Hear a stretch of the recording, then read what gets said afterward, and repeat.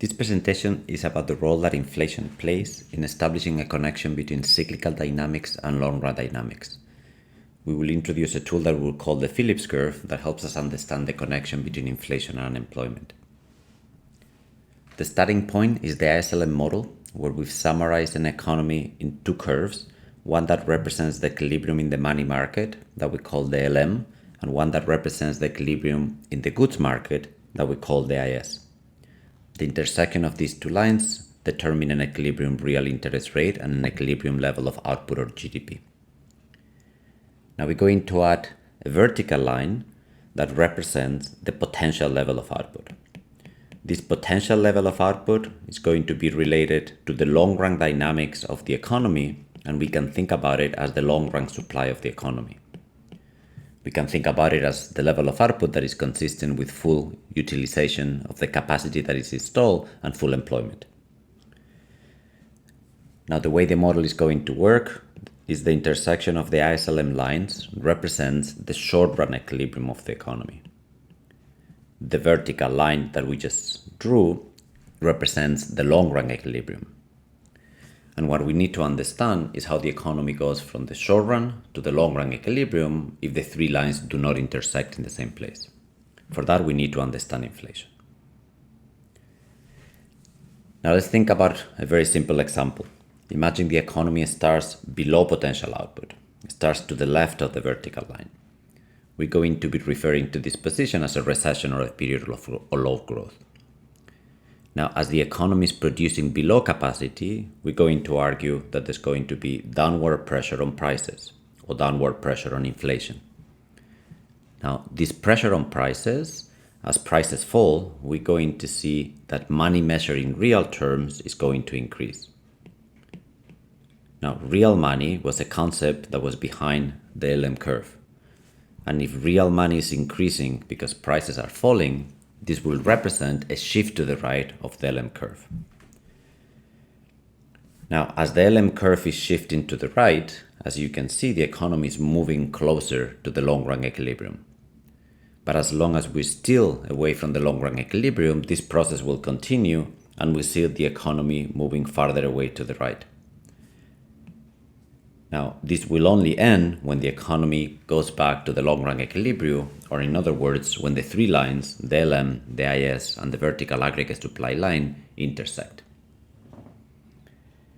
Now, this very simple intuition that says when output is below potential, prices should fall, we can take it to the data.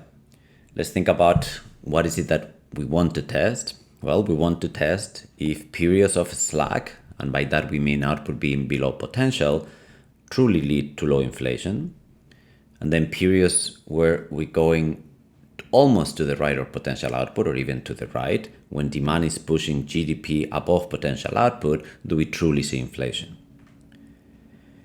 Now, to take this to the data, we need to look at inflation, but we also need to look at a measure of slack. Now, a natural candidate is to think about labor markets and in particular the unemployment rate. The unemployment rate will capture how far the economy is for full employment, how far the economy is from potential.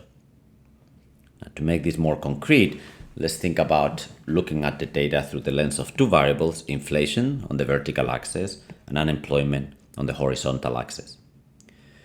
We're going to be thinking about a level of unemployment that we will call the natural rate of unemployment, that will be represented here by a vertical line, and this level is the level which is consistent with potential output. Now, the economy can be in one of two areas in this chart.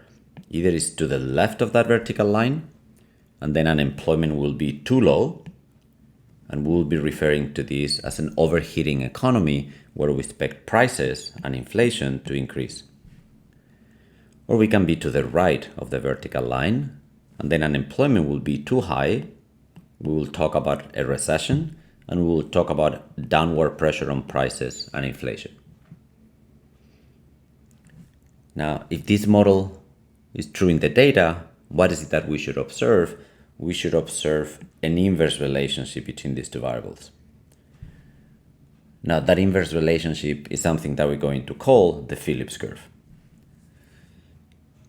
So let's take this model to the data and ask the question, do unemployment and inflation correlate negatively in a way that they give support to this idea that there's a Phillips curve.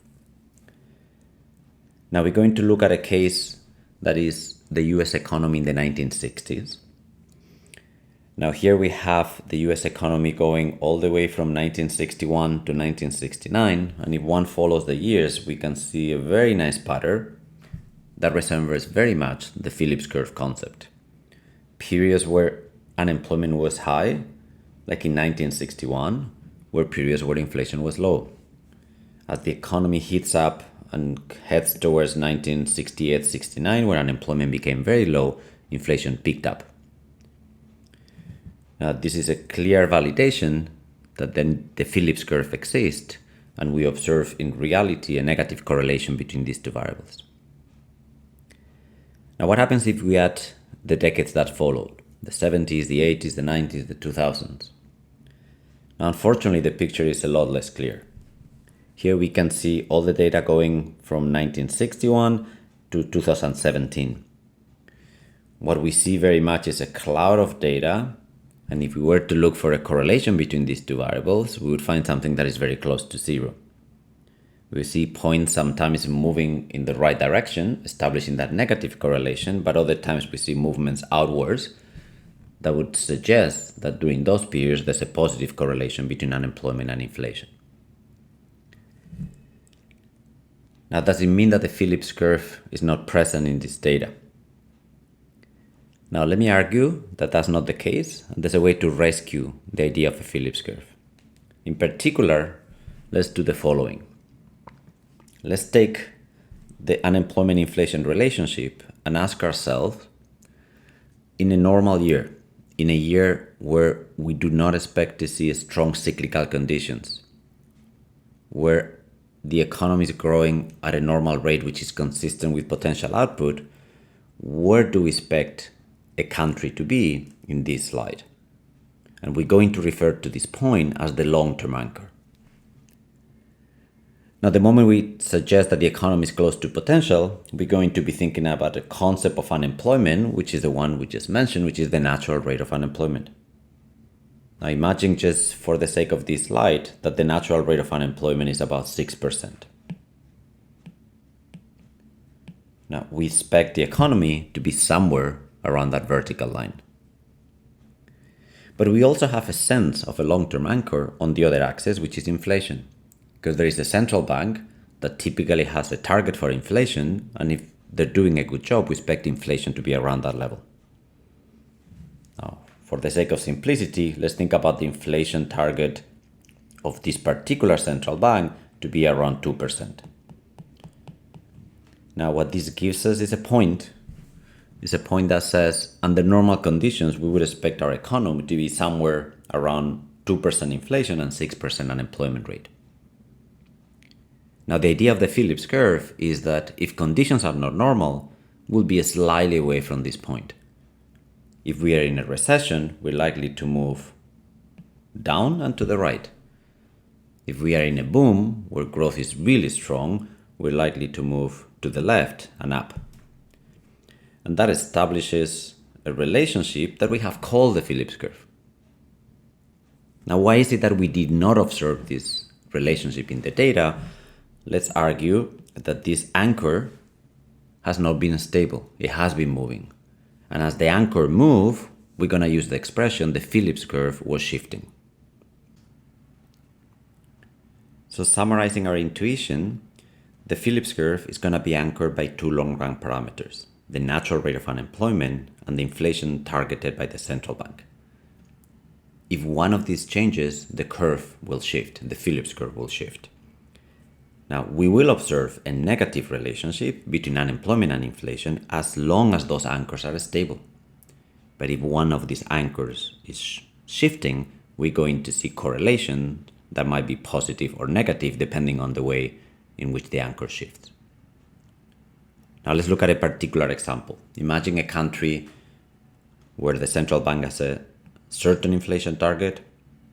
There's the natural rate of unemployment that characterizes the labor market.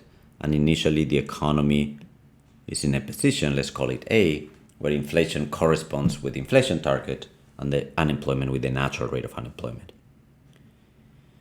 Imagine the central bank decides to do a process of what I'm going to call disinflation, where they're trying to reduce the rate of inflation in the economy in a permanent fashion. So let's think about it as a change in inflation target, a reduction in the inflation target from a level that was high to a level that is low. Now, what is it that we expect the economy to do? In the short run, it's going to follow the Phillips curve. As the central bank increases interest rates, squeezes liquidity, the economy will go into a recession and prices will fall. Now, we should observe in the data a negative relationship between inflation and unemployment. But we know that's not the end point. We know that the A point has to be point B in the vertical line, because at some point, inflation will have to go to the new level, to the new inflation target, and unemployment will have to go back to a new equilibrium level. Now, the way this is going to happen is by a shift in the curve. As individuals get used to the new inflation rate, we're going to see the economy gravitating to the new inflation target and the natural rate of unemployment, and that is point B. Now, we expect the economy to move following that arrow. We're going to go first to the right and down, but then it's going to shift inwards to reach the long-run equilibrium point. And once it reaches that point, the economy now is in a position that can be characterized by a new Phillips curve, a new short-run Phillips curve, which is at a lower level than the one we started with. Now let's take this theory, this proposition, this hypothesis to the data by looking at a particular historical event also from the US economy. So going back to 1979, 1980, the US economy had an inflation rate that was clearly about 10%. The unemployment rate was somewhere around what we could consider the natural rate of unemployment at that point, which was about 6%. Now, at this point in time, a new central banker, a new chairman of the US Federal Reserve, Paul Volcker, decides to set explicit goal to bring inflation to a lower level in a permanent fashion. So this is a very good example of a change in the inflation target, even if at this point the US Federal Reserve did not use the expression inflation target. Now, what is it that we expect to see? We expect the economy to go first into a recession, high unemployment, low inflation, and then the economy to shift inwards towards the new target. Now, that's what actually happened when we look at the data. From 1979 until 1983, the US economy moved along what I'm going to call the short-run Phillips curve. There was an inverse relationship between unemployment and inflation. But by 1983, the economy starts recovering, going back towards a normal level of unemployment. It doesn't just climb all the way back up to where it was in 1979, because it is at that point that expectations of inflation are shifting and the economy is going to drift inwards towards a new level of inflation, which is going to be around the level that the central bank has set. Unemployment returns to the natural rate of unemployment, the economy recovers, and now the economy is on a trajectory that can be characterized by a new Phillips curve, which is again at a lower level than the regional Phillips curve. So this is a historical example of how a disinflation can be thought of as a shift on the Phillips curve. The Phillips curve still remains a valid concept, but one needs to be careful that if the long-run anchors of the Phillips curve shift, we do not expect the economy to establish a negative relationship between inflation and unemployment.